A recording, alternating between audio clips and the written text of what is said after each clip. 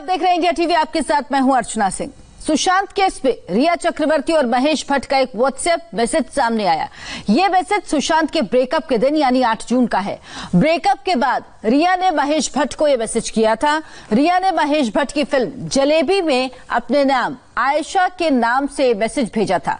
रिया ने इस WhatsApp chat पे महेश भट्ट को जो बातें लिखी थी, उससे लगता है कि महेश भट्ट को सुशांत के साथ रिया के रिश्तों को लेकर सारी जानकारी थी। साथ ही रिया के चैट से यह भी पता चलता है कि रिया ने महेश भट्ट के कहने पर ही सुशांत से रिश्ता तोड़ा था।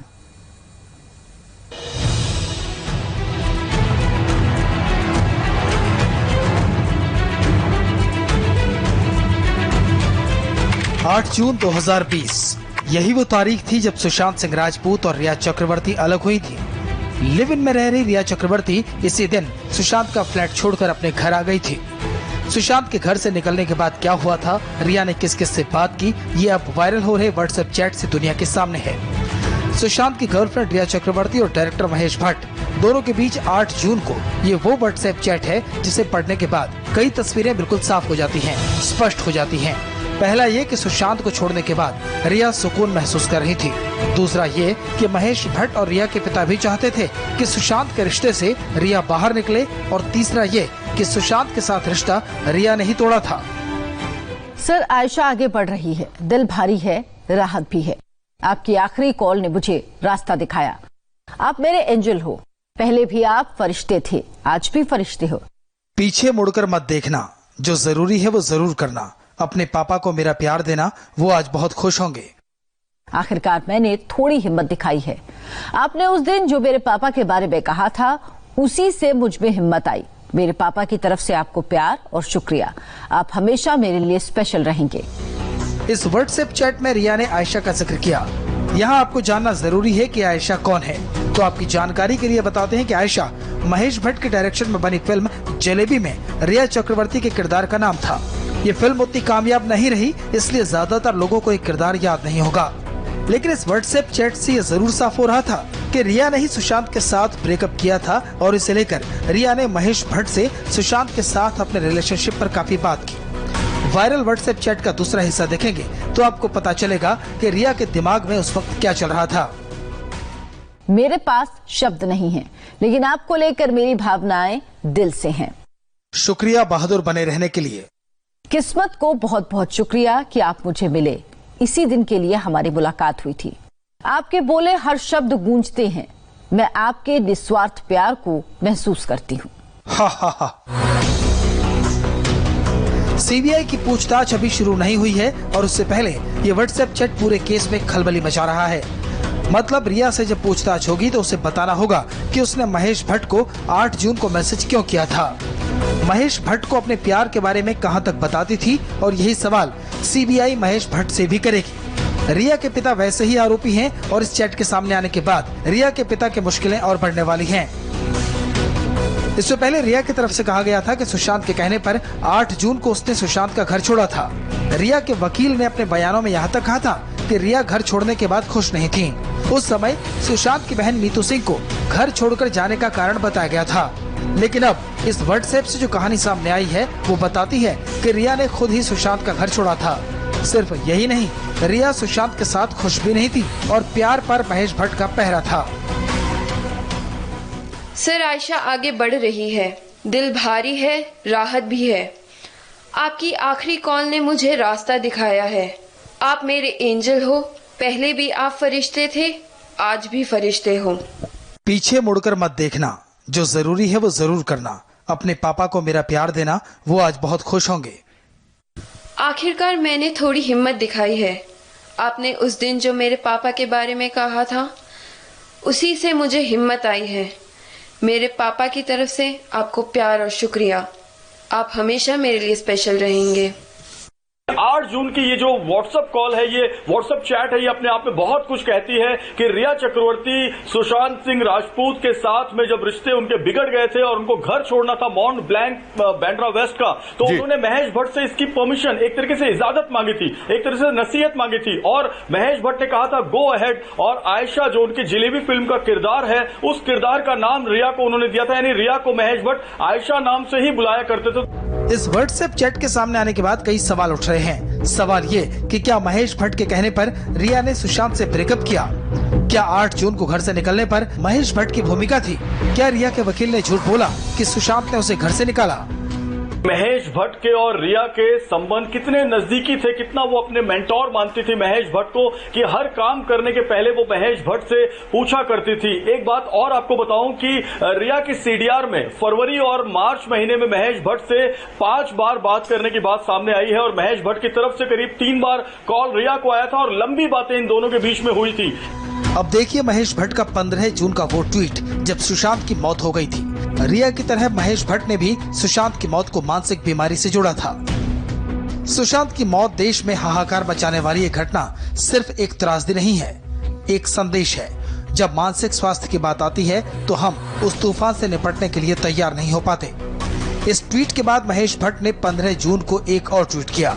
इस बार उन्होंने लिखा, हर शख्स एक कहानी है जो उसी से बाहर निकलने की कोशिश कर रही है। इन 2 ट्वीट्स के साथ महेश भट्ट ने 2 तस्वीरें भी शेयर की। पहले ट्वीट के साथ महेश भट्ट ने काली तस्वीर लगाई जिसमें कुछ ट्रायंगल बने थे, लेकिन दूसरे ट्वीट के साथ महेश भट्ट ने जो तस्वीर लगाई वो हैरान करने वाली थी। इसमें खून की 2 बूंदें बहती हुई दिख रही थी। इन 2 ट्वीट्स के जरिए महेश भट्ट ने रिया की तरह, या कहें कि रिया से पहले ही, सुशांत को मानसिक रूप से बीमार करार दे दिया।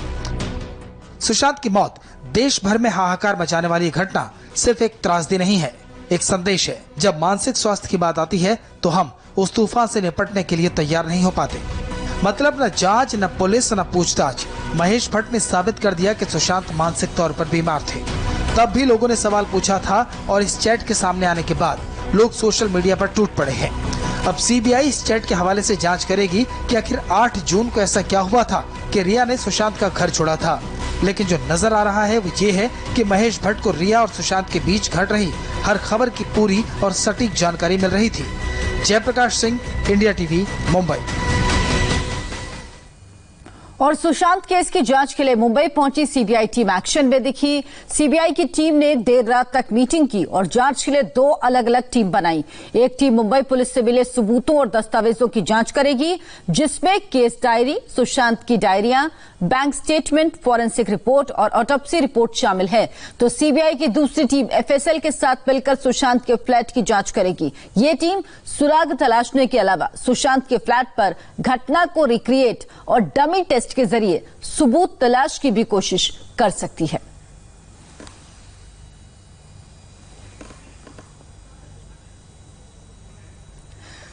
तो सीबीआई की टीम मुंबई पहुंच चुकी है और एसआईटी की 2 टीमें बनाई गई हैं। एक टीम सारे सबूतों को खंगालेगी, समझने की कोशिश करेगी। मुंबई पुलिस की तरफ से जो सबूत दिए जाएंगे वो देखेगी और दूसरी टीम सुशांत के घर पर जाकर पूरे सीन को रिक्रिएट करेगी।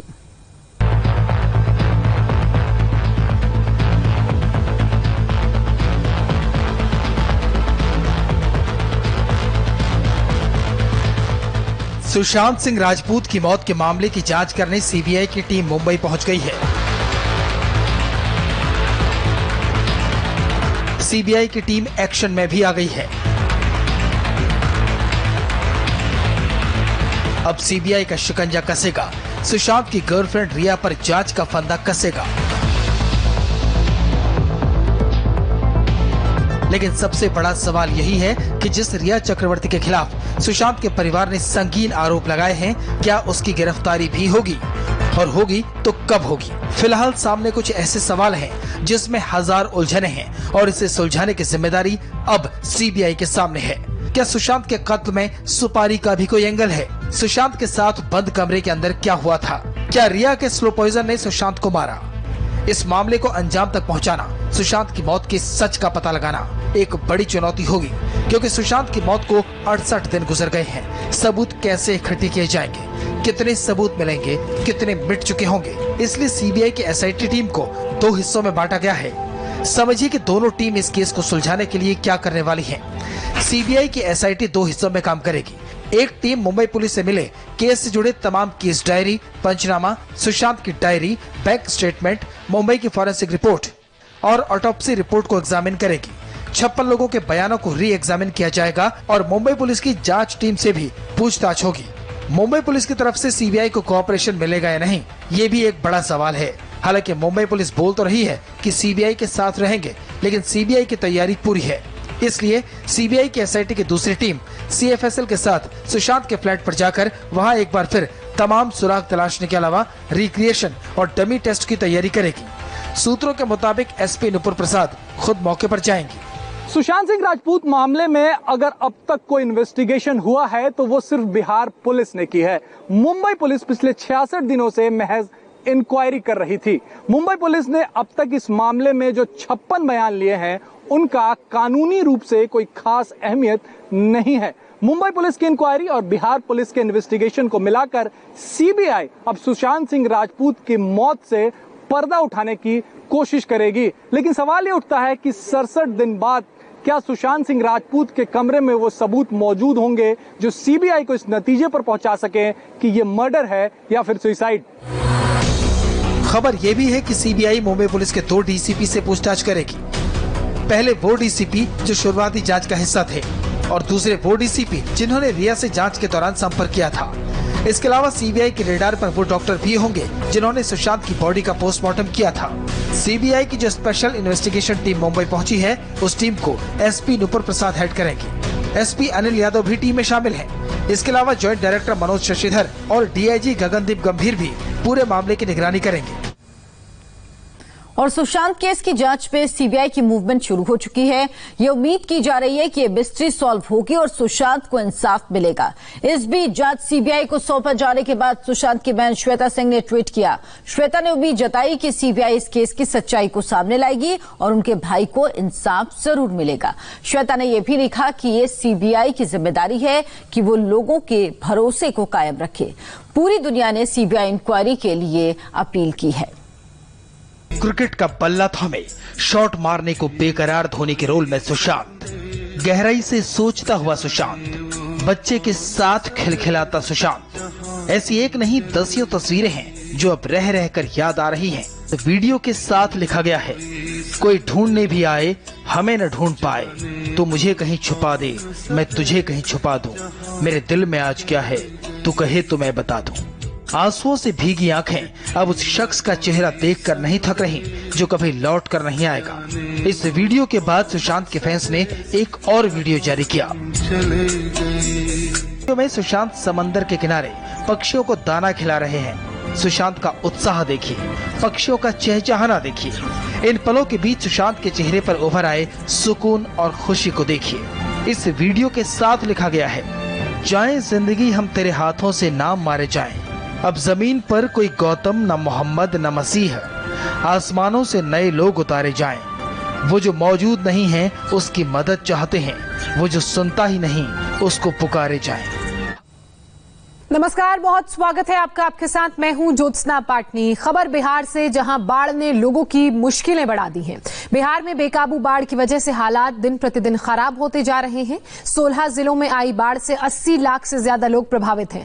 दरभंगा के बाद इंडिया टीवी की टीम छपरा पहुंची। छपरा में भी बाढ़ का लॉकडाउन लगा है। लोगों का घर बार सब कुछ बह चुका है। सड़क पर ही तिरपाल के नीचे रात काटने को मजबूर हैं सभी। बाढ़ हो या बारिश, जीवन चक्र यूं ही चलता रहता है। अमित नाम का ये बच्चा 3 दिन पहले ही दुनिया में आया है। जन्म सरकारी अस्पताल में हुआ, लेकिन छपरा में जिन हालात में अमित ने जन्म लिया वो बेहद भयावह है। सिर पर सिर्फ तिरपाल है, घर की जगह सड़क जिंदगी जीने का सहारा बनी हुई है। हालांकि माँ का आसरा इसके लिए अब भी सबसे सुरक्षित जगह है। जीवन चक्र आपदा में भी चलता रहता है। इस वक्त हम जिस झोपड़ी में मौजूद हैं वहां पर अमित है। अमित वो बच्चा है जिसका 3 दिन पहले जन्म हुआ है, लेकिन जिन हालात में जन्म हुआ है वो कम से कम सुखद नहीं कहे जा सकते। खुले आसमान के नीचे इस झोपड़ी में है। चूंकि अमित को हमारी वजह से कुछ नुकसान या इन्फेक्शन का खतरा भी हो सकता है, इसलिए हम अंदर नहीं जा रहे हैं, सिर्फ तस्वीर दिखा रहे हैं। अमित और अमित की अम्मा है। अमित का जन्म सरकारी अस्पताल में हुआ है, लेकिन जहां अमित है वो स्थिति देख लीजिए। ये सड़क किनारे पूरा परिवार या कहें कि पूरा गांव यहां तंबुओं में रह रहा है, क्योंकि घरों में पानी घुस गया है। ऐसी बारिश हुई है, नदियां इस कदर उफान पर हैं कि बिहार के 16 जिले जलमग्न हैं। 80 लाख की आबादी पानी के बीच फंसी हुई है। छपरा में नदी के किनारे बसे सैकड़ों गांव में पानी का कब्जा है। घर पानी में डूब चुके हैं, इसीलिए लोगों को घर बार छोड़कर हाईवे पर शरण लेनी पड़ी है। लोगों की जिंदगी भर की कमाई सिर्फ तिरपाल की झोपड़ी में सिमट कर रह गई है। के हालात दिखा देते हैं कि यहाँ एक झोपड़ी में पूरा जीवन समाहित होता है। गैस का सिलेंडर है, उज्ज्वला में मिला है। ये उज्ज्वला में मिला है, ये सिलेंडर उज्ज्वला वाला है। हाँ, उज्ज्वला लिखा है। माँ, मिला है कि नहीं? हाँ। अच्छा है। तो उज्ज्वला का सिलेंडर है, चाय बनी है, झोपड़ी में एक बकरी है, 2 तख्त हैं, कुछ बर्तन हैं, चप्पल है, झाड़ू है और तिरपाल है। यही जिंदगी भर की कमाई इसी झोपड़ी में सिमट गई है।